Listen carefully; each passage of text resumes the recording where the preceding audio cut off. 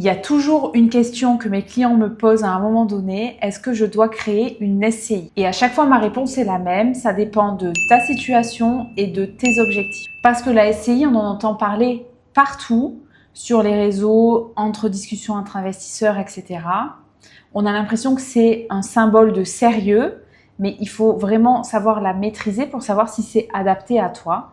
J'ai vu beaucoup de situations dans lesquelles les gens créent une SCI juste parce qu'ils pensent que c'est bien et finalement, c'était peut-être pas le choix le plus pertinent selon leur situation. Donc, dans cette vidéo, mon objectif, ça va vraiment être de te donner tous les outils qui vont te permettre de faire le choix entre est-ce que je dois créer une SCI ou est-ce que je dois acheter en nom propre? À la fin de la vidéo, je te donne une stratégie qu'on entend très peu et qui est clairement sous-cotée, que je conseille à beaucoup de mes clients, qui permettent d'allier justement ce côté société et avantage de fiscalité en nom propre. Donc, reste bien jusqu'à la fin. Première partie, je ne peux pas commencer une vidéo en parlant de la SCI sans parler de l'achat en nom propre.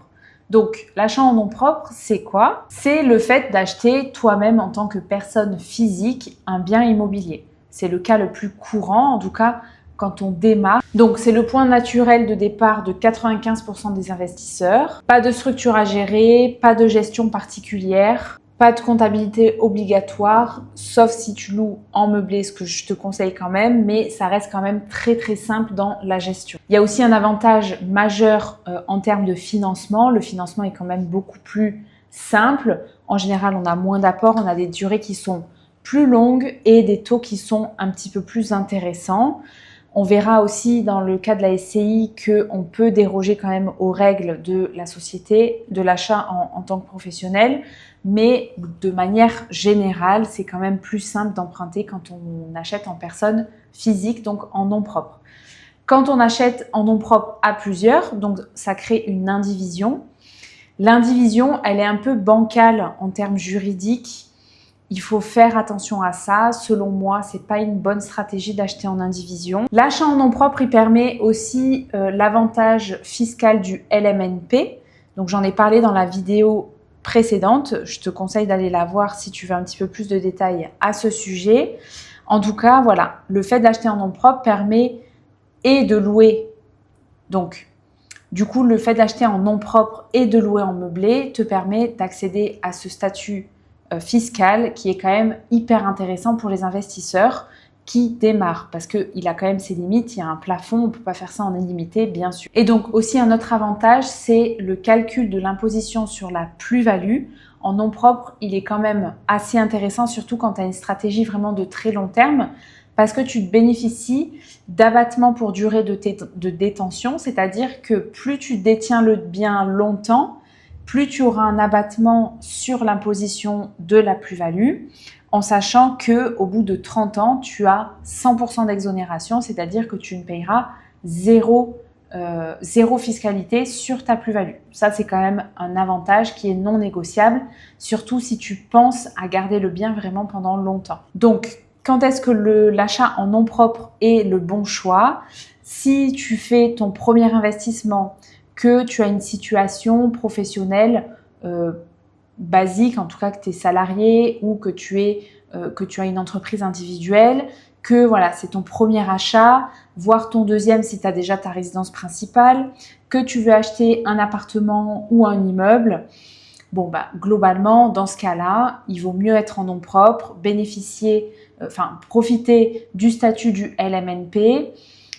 Selon moi, c'est la meilleure stratégie, surtout si tu achètes seul. Il n'y a pas de raison dans ce cas-là d'aller en société. Donc là, tu te demandes, ok, mais du coup, à quel moment est-ce que la SCI devient intéressante? Donc, c'est ce qu'on va voir maintenant. Donc, deuxième partie, en quoi la SCI est intéressante? Qu'est-ce qu'une SCI? Et à quel moment est-ce que c'est intéressant de l'utiliser? Donc, une SCI, c'est une société, c'est une personne morale, ce qui distingue donc de la personne physique. Pour créer une SCI, il faut au moins 2 personnes, donc soit 2 personnes physiques, soit une personne physique et une personne morale, ok? Ce qui veut dire que tu peux acheter avec une de tes sociétés ou une holding, même si elle t'appartient. Ça crée 2 personnes différentes, donc tu peux créer une SCI à partir de ça. Et donc, l'objectif de la SCI, c'est la gestion de biens immobilier. Donc dans la SCI, on ne peut pas faire d'activité d'achat-revente. En tout cas, on peut revendre un bien, bien sûr, en SCI, mais ça ne doit pas être l'activité principale. L'activité principale de la SCI, c'est la gestion de biens, donc de la location, gestion de patrimoine, etc. Donc, de la location longue durée, de la location courte durée. Donc, la SCI permet de faire quoi? La SCI permet de se structurer. La SCI permet de transmettre parce que tu peux intégrer tes enfants à l'intérieur de la SCI, ce qui permet une fiscalité plus douce en cas de transmission. La SCI permet aussi le partage entre associés et permet donc d'éviter l'indivision. Comment est-ce qu'on crée une SCI? Premièrement, on rédige des statuts. Je te conseille toujours de les faire rédiger par un juriste, par un comptable, par un notaire, par un avocat. C'est toujours plus intéressant et il adaptera tes statuts à ta situation et à tes objectifs. Et ça, c'est vraiment non négligeable. Ne prends pas des statuts tout faits sur Internet. Ça risque de te causer tort en cas de dissolution de la société, en cas de sortie d'un associé, en cas de décès, etc. C'est quand même pas rien. Donc, moi, je te conseille vraiment de prendre un service avec un pro. Je t'assure que voilà, ça pourra te faire gagner peut-être des milliers d'euros et surtout de la charge mentale en moins s'il y a des problèmes. Deuxième étape, donc dépôt de capital à la banque. En troisième étape, publication donc dans un journal d'annonce légale pour dire bon ben voilà, un tel a créé tel SCI à tel capital social, etc. Telle date. Voilà, c'est vraiment le journal officiel qui recense toutes les créations de sociétés et notamment de SCI. Étape 4, donc on constitue le dossier d'immatriculation. On enregistre donc au greffe du tribunal de commerce la société et c'est vraiment à ce moment-là que la société est officiellement créée. Donc selon moi, 3 vraies situations dans lesquelles il est vraiment pertinent de créer une société. Première situation, tu achètes à plusieurs, donc que ce soit entre parents, conjoints, famille, amis, pourquoi pas, ou même juste associés, simplement associés. Là, la SCI va vraiment avoir... Donc là, la SCI va vraiment être pertinente dans justement la création des statuts personnalisés en fonction de vos situations, selon s'il y a des conjoints, si les associés ont des conjoints, en cas de transmission, s'il y a des enfants, etc., si vous êtes mariés sous le régime légal de la communauté, etc. Il y a tout ça à prendre en compte et honnêtement, je te conseille de cadrer ça vraiment dès le départ. C'est quand même beaucoup plus intéressant que de ne pas savoir et de stresser au moment où il y a un problème. Deuxième cas, tu achètes seul, en tout cas l'achat en associé n'est pas un objectif pour toi. Par contre, tu veux transmettre à tes enfants. Donc là, il va être tout à fait possible d'intégrer tes enfants à la société et le faire au départ à la création de la société permet d'optimiser le coût fiscal de la transmission parce que la société, au départ, elle vaut rien. Son actif net, il est nul, surtout si tu fais un prêt immobilier. Donc, on va venir faire le système de démembrement, ce qui permet aux enfants de devenir nus propriétaires des parts sociales de la société. Et donc, si jamais il y a un décès d'un des associés, les enfants récupèrent l'usufruit sans fiscalité. Et donc ça, c'est quand même hyper intéressant. Donc, deuxième cas dans lequel la société est quand même assez intéressante, c'est quand tu veux transmettre ton patrimoine à tes enfants. Donc, tu as un horizon quand même assez moyen, long terme de ton invest et tu penses déjà à la transmission, soit parce que tu veux pas revendre, soit parce que on ne sait pas de quoi la vie est faite, hein, donc il vaut mieux quand même se protéger là-dessus. Donc le fait d'intégrer tes enfants au départ à la création de la société, la société à ce moment-là, elle vaut pas grand-chose et donc tes enfants vont être associés à toi à l'intérieur de cette société et dans les statuts, il faudra bien prendre soin de rédiger correctement les statuts, d'où l'importance de se faire accompagner par un pro. Et donc, les enfants récupéreront les parts de l'associé décédé sans fiscalité. Donc, c'est quand même hyper intéressant, surtout quand on voit la fiscalité de la transmission en France qui est très très lourde. Et donc, troisième cas, tu as déjà un beau patrimoine immobilier, en tout cas en nom propre. ton taux d'endettement commence à poser quand même problème à la banque et donc il est temps pour toi de te structurer juridiquement et d'optimiser ta fiscalité peut-être. Donc là, encore une fois, il est pertinent de créer une société. Pourquoi pas une SCI, pourquoi pas autre chose, je t'en parlerai juste à la fin de la vidéo. Donc voilà pour moi les 3 cas. Donc voilà, selon moi, quand est-ce qu'il est pertinent de créer une société? Quand on veut s'associer, quand on veut transmettre et quand on veut optimiser sa fiscalité parce qu'on a déjà un certain patrimoine immobilier. Troisième partie, les limites de la SCI et les pièges qu'il va falloir éviter si tu veux créer une SCI. Premièrement, donc la capacité d'emprunt de la SCI. Forcément, si tu démarres avec une SCI qui est vide, que tu viens de créer, la banque, elle va prendre en compte tes revenus personnels et très souvent, elle va te demander d'être caution personnelle. Donc, ça va pas venir empiéter sur ton taux d'endettement parce que la banque va venir prendre vraiment la situation au global. Mais il faut quand même avoir une situation professionnelle assez stable, un dossier bancaire assez solide parce que forcément, si la SCI vient d'être créée, c'est sur toi qu'on va s'appuyer. Deuxième chose, à ne pas confondre, et j'insiste vraiment là-dessus, une SCI, c'est une entité juridique, d'accord? Deuxième chose vraiment importante à comprendre, c'est-à-dire qu'il faut réussir à dissocier le terme de société et de fiscalité. L'achat en société, c'est un aspect juridique, c'est-à-dire on achète sous la forme juridique de société. Et la fiscalité, c'est autre chose. On peut être en société et être quand même à l'impôt sur le revenu, donc comme une personne physique. Et ça, j'ai l'impression que beaucoup de monde confondent ça. Donc, on peut être en SCI et être imposé à l'impôt sur le revenu comme si on avait acheté en nom propre. Et on peut être aussi en SCI en étant à l'impôt sur la société, donc à l'IS, ce qui crée deux fiscalités totalement différentes. Ok ? Je te rejoins donc sur la vidéo précédente sur laquelle je parle de fiscalité et donc de comment calculer la fiscalité sur ses loyers. Donc, ce qui se passe en SCI, c'est que tu peux être à l'impôt sur le revenu et dans ces cas-là, tu es obligé de louer en non meublé. Donc, tu seras soumis à l'impôt dans la catégorie foncier qui n'est pas forcément avantageux, pas du tout même.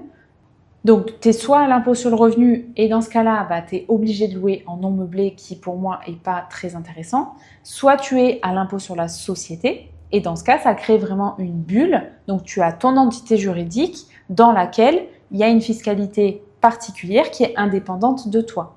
Donc là, forcément, l'argent appartient à la société. On ne peut pas en disposer librement.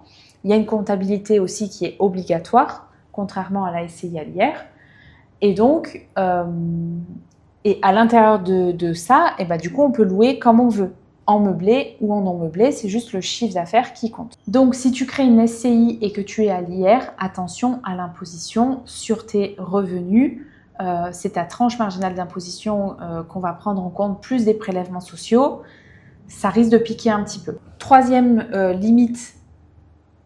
chose donc à prendre en compte, c'est le calcul sur la plus-value qui est différente donc sur la SCI à l'IS.